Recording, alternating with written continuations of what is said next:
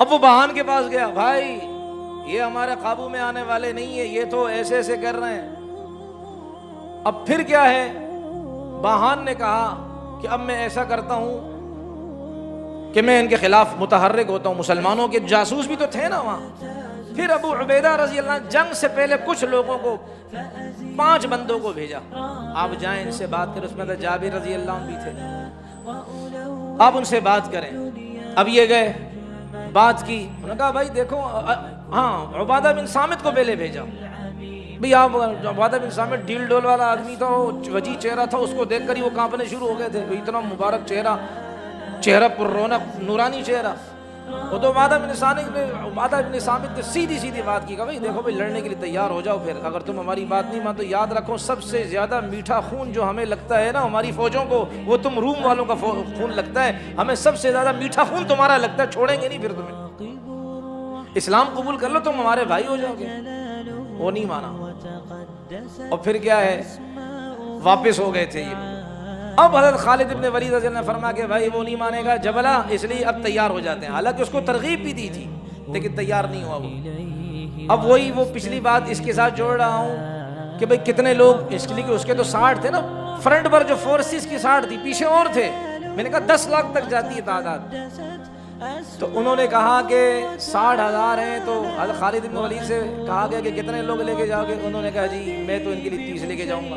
ابو سفیان نے کہا بھئی کیا ہو گئے آپ 30 لوگ، پھر کہا چلو تمہاری بات رکھتا ہوں، 60 بندے لے کر جاؤں گا، اپنے پسند کے بندے لے کر جاؤں گا، ٹریننگ یافتہ مضبوط قسم کے کمانڈو، زرار ابن ازور اس جیسا بندہ لے کر جاؤں گا، اور اسی طرح مغیرہ ابن شعبہ وغیرہ یہ حضرات جو ہیں بڑے بڑے، عبد الرحمن ابن ابی بکر رضی اللہ عنہ، ان جیسے بندے میں لے کر جاؤں گا۔ 60 کے قریب بندے چنیدہ، ان کا چناؤ کیا، ان کا انتخاب کیا اور ان کو اپنے ساتھ لیا۔ چونکہ بات پچھلی دفعہ آ گئی، مختصر عرض کر رہا ہوں کہ انہوں نے پھر کیا ہے، ان کا مقابلہ کیا، وہ سمجھے کہ ہم سے ملاقات ڈائلاگ کرنے آئے، انہوں نے کہا لڑنے آئے، ڈائلاگ کرنے نہیں آئے، بات کرنے نہیں آئے، لڑنے کے لیے آئے۔ اور اللہ تعالیٰ نے کرم فرما دیا کہ مسلمانوں کو اللہ نے فتح عطا فرما دی، 60 ہزار پر غالب ہو گئے۔ لیکن جب مسلمانوں کی تعداد گنتی کی تو مسلمان صرف اور صرف اس میں 20 تھے، 10 دیکھا تو 10 شہید تھے۔ اب وہ حیران ہو گئے، باقی ہمارے ساتھیوں کو لگتا ہے انہوں نے قید میں کر لیا ہے، اب پتہ نہیں چل رہا، اس لیے کہ جنگ 60,000 کہاں، 60 لوگ کہاں۔ اب انہوں نے آپس میں مشورہ کی کہ کیا کریں، تو ابو سفیان رضی اللہ عنہ نے فرمایا کہ تھوڑا انتظار کریں، دیکھتے ہیں۔ شام کا وقت قریب ہوا تو وہاں سے اشہد ان لا الہ الا اللہ وحدہ لا شریک لہ کی مبارک مقدس صدائیں آنا شروع ہو گئی، سمجھ گیا کہ صحابہ آ رہے ہیں۔ جب قریب پہنچے تو ٹوٹل 45 لوگ تھے، 10 شہید ہو گئے، معلوم ہوا 5 قید میں ہیں۔ اب کیا کریں بھائی، یہ تو افسوس ہوا۔ ابو عبیدہ تو اس سے پہلے رو رہے تھے، اس لیے کہ اتنے صحابہ شہید ہو گئے، وہ یہ سمجھے تھے، لیکن ٹوٹل 45 تھے، 5 اس میں کیا ہے، وہ 10 اس میں شہید ہو گئے، 5 کیا ہے زندہ ہے، اور وہ ان کی قید میں۔ خیر مسلمان خوش ہوئے کہ 60 اللہ کے حکم سے 60,000 پر غالب آ گئے۔ ٹل نہ سکتے تھے جب جنگ میں اڑ جاتے تھے، پاؤں شہروں کے بھی میدان سے اکھڑ جاتے تھے۔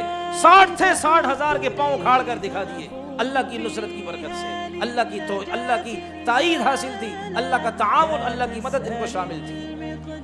اب اگلا دن جب دن آیا تو اس کی جنگ کے تو کئی مرحلے ہیں، اگلا جب دن آیا کیا کریں، خالد بن ولید رضی اللہ عنہ نے فرمایا بھائی میں اپنے بھائیوں کو چھڑانے جاؤں گا۔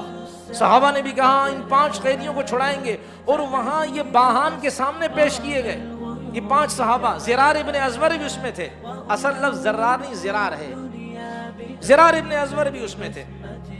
وہ باہان کے سامنے جب جبل نے پیش کیا تو باہان نے ان کو حقارت سے دیکھا، کہا تم ہو عربی، تمہارے تو جسم پر کپڑے بھی اتنے عمدہ نہیں ہیں، تمہاری تلواریں کوئی اتنا عمدہ نہیں ہے، اور تم عربی ہم پر فتح حاصل کر رہے ہو۔ تو جبلہ نے باہان اپنے بڑے سے کہا ارے ان کا ایک اور بڑا تو قید ہی نہیں ہوا، نہ وہ فوت ہوا یعنی شہید ہوا، ہماری زبان میں کون، خالد جس نے عراقہ، تدمر اور اسی طریقے سے حمص بڑے بڑے علاقے فتح کیے، وہ تو ابھی تک ہمارے ہاتھ میں نہیں آیا۔ تو اس باہان نے کہا میں اس کے ساتھ چال کھیلوں گا، تدبیر ایسے کروں گا کہ خالد ابن ولید کو بلاؤں گا، اس کو بلا کر ان کے ساتھ اس کو بھی ختم کر دوں گا، بیڑا پار ہو جائے گا ہمارا۔ الحرب خدعہ، लड़ाई और जंग तो नाम ही किसका है भाई, धोखा देने का है, तो मैं ये काम करूंगा। अब खालिद इब्न वलीद रजी अल्लाह की तरफ पैगाम भेजा, और खालिद इब्न वलीद ने फरमाया मैं जाऊंगा, अकेले जाऊंगा। सहाबा ने कहा अकेले नहीं छोड़ेंगे आपको। अबू उबैदा राजी नहीं हुए, कितने 100 बंदे दिए। हज़रत मुआज़ एक तरफ थे, दूसरी तरफ दूसरे सहाबी, और बीच में हजरत खालिद इब्न वलीद रजी अल्लाह तआला अन्हु थे। अमीर का हुक्म था, वरना तो ये अकेले जा रहे थे, लेकिन अमीर का हुक्म है तो भाई हम अपनी चाहत के मुताबिक दीन की खिदमत नहीं करेंगे, अमीर ने कहा है तो करेंगे, बशर्ते के सही हुक्म दें, गड़बड़ हुक्म नहीं दे। हाँ, ये शर्त लगाएं इसके साथ। अब जाहिर बात है अगर अमीर कहता हाँ अकेले चले जाओ, तो ये सही नहीं था। अमीर ने सेफ्टी के लिए क्या कहा, नहीं 100 बंदे आपके साथ जाएंगे, अल्लाह की तलवार है, हमें काम आएगी आगे। अब ये साथ साथ जा रहे हैं। वहां जबला ने देखा खालिद इब्न वलीद आ रहे हैं, 15 मील के फासले पर, चौड़ाई पर इनकी फौजें फैली हुई थी बाहन वालों की। अब जब खालिद इब्न वलीद रज़ी अल्लाह अन्हु उस लश्करगाह में दाखिल हुए और उसके खेमे के पास पहुंचे, अपनी सवारी से उतरे, तो खालिद इब्न वलीद रज़ी अल्लाह तआला अन्हु ने पैगाम दिया, जाओ बाहन को कहो खालिद मिलने आया है। पैगाम दिया गया और कहा हाँ इसको कह दे आ जाए। कहा अकेले नहीं आऊंगा, मेरे साथ ही आएंगे। कहा हमने तुमसे मुलाकात करनी है, इन 100 से मुलाकात नहीं करनी। कहा ये मेरे मुशीर हैं, मैं इनसे मशवरा करूंगा, ये मेरे मशवरी वाली जमात है, इनके बगैर मुझे भी कोई जरूरत नहीं तुमसे मुलाकात करने की। उसने कहा भाई आ जाए। देखा मुसलमान जब था ना दीन पर, अपनी शर्तें मनवाता था, आज तो डू मोर और करो। मुसलमान पीछे पीछे पीछे होता गया, सिमट कर मस्जिद की 4 दीवारी में आ गया जी। इस्लाम सिर्फ मस्जिद की हुदूद तक है, सियासत में दीनदारों का कोई काम नहीं है। आज तो ये नारे लगने शुरू हुए, पुराना नारा है तो किसा बेटा नारा, पुराना नारा है। तो खालिद इब्न वलीद ने फरमाया नहीं साथियों के साथ आऊंगा। भाई आ जाओ, लेकिन तलवारें रखो, क्योंकि सरदार के पास जा रहे हो, तलवारें हमें दो फिर हम छोड़ेंगे। खालिद इब्न वलीद ने फरमाया तलवारें हमारी जीनत है। आज हम कहते हैं तलवार मुसलमान की पहचान नहीं, बल्ला पहचान है। 1992 25 मार्च का वर्ल्ड कप अभी तक उसके ताने सुन रहे हैं जी, वो मैंने नहीं जितवाया था वो तो मैंने नहीं जितवाया, अभी तक उसके ताने सुन रहे हैं। और ये हाल है कि बेड़ा गर्क हो रहा है। 25 मार्च 1992 का वर्ल्ड कप ऑस्ट्रेलिया में, हा? वो जोहान्सबर्ग में पता नहीं कहाँ, कोई मनहूस कौन सी जगह, कोई नहीं पता मुझे से, तो होगी कोई जगह, तो वहां था। वो अभी ताने सुन रहे, हमारी पहचान तलवार थी भाई, तलवार थी। खालिद की बात सुन ले, मैं नहीं कह रहा, अल्लाह की तलवार कह रही है। खालिद इब्न वलीद ने फरमाया ये हमारा जेवर है। भाई औरत अपना जेवर उतारती है, औरत की खूबसूरती किसमें, तो मर्द की खूबसूरती किसमें? खालिद इब्न वलीद ने बता दिया तलवार में है। जितना इसको बदनाम करना चाहो, बदनाम करने वाले बदनाम होंगे।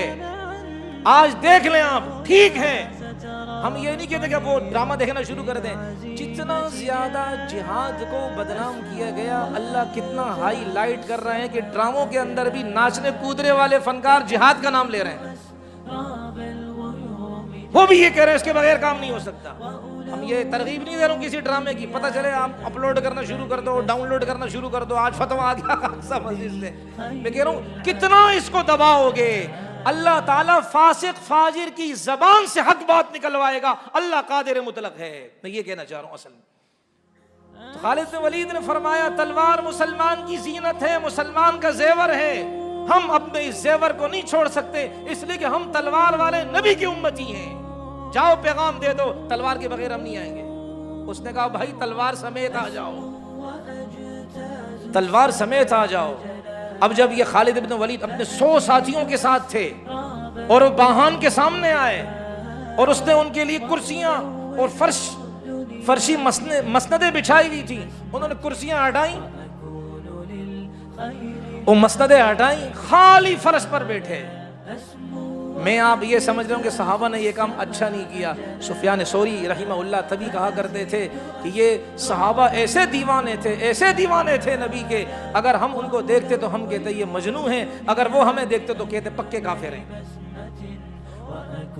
मैंने कहा भाई, उसने कहा, वो हंसने लगा, ठट्ठा मारकर हंसने लगा, तमस्सुर, इस्तेहज़ा, हंस रहा था।